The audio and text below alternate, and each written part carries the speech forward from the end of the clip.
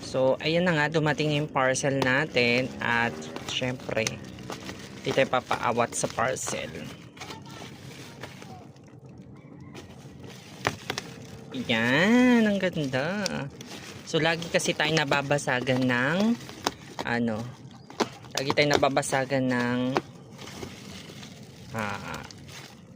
planggana. So, eto, gumawa na tayo ng paraan para may maganda tayong planggana na hindi nababasag. So, kung ako sa inyo guys, ganitong planggana po yung bilhin nyo, murang-mura lang. 68 pesos. Yan. Tapos, nakuha ko lang siya ng 18 pesos. Yan. Kasi sales nga. So, hindi ko mabuksan kasi ang laki niya.